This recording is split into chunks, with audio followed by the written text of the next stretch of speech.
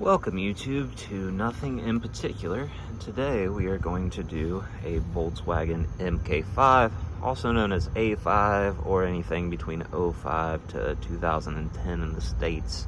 They went a little bit longer in China.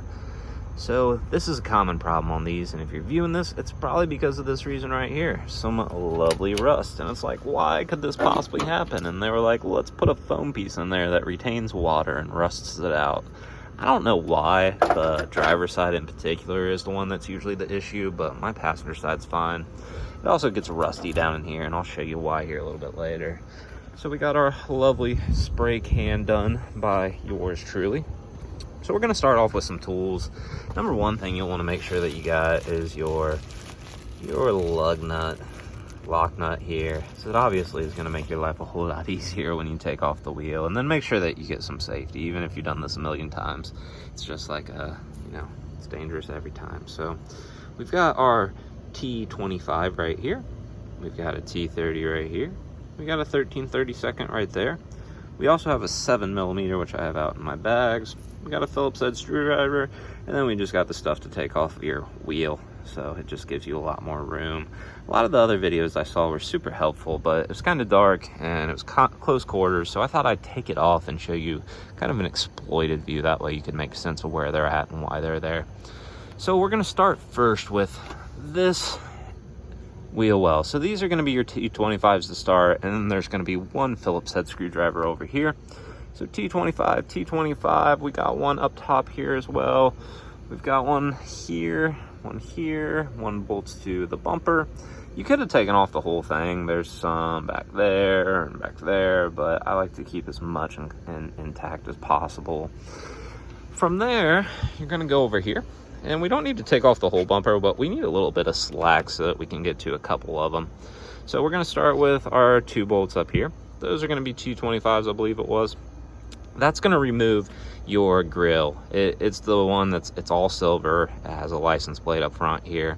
We're just going to take that off. It's going to reveal these bolts right here. Those are going to be T25s as well. And that's going to be all we remove from the front bumper. And it's just going to give you that slack that you really want to see, because we're going to come back over here.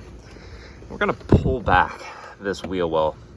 And you're going to see this connects from the bumper to the fender. And you can see it's a little rusty. And I point that out because I want to make sure that you get a good contact with that. Make sure that you get a nice 7mm locked in, because it's going to strip out pretty easy. So that's going to pull down here. We're going to be able, since we're here, you're going to pull this guy forward. And the reason you're going to pull this guy forward, the bumper, is because it's slotted in here. So you can see those grooves. And it basically just latches in. You can see those two guys right here where my finger's at. So those actually pull back in. So if you're having a hard time getting it off once you get this done and all these guys and the front bumper done, you'll just want to give it a pull that way and it'll go out. So this is going to be mounted on top of your fender. So you're going to have two bolts holding the fender to this bracket for some structural integrity. And you're going to have three more on top of it that are also into the fender itself.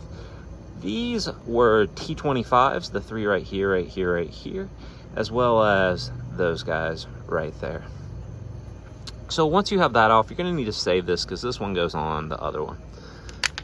We'll go up top here. You've got a T30 right there, T30, T30, and then you got that 13/32. Now, to being completely honest, I don't know if the 13/32 was what it was supposed to be, but it's what I used. So we got an extension on that just to make sure that we can get in there, and then just make sure you can scratch up your hood real easy on that angle. So try to pay attention so you don't ruin anything and make yourself mad. Then we're going to go in here. You can see up top here, here's a mount point, so that's one of them. I believe that was a T30. And then this guy up under here is a little sneaky T30 right there as well.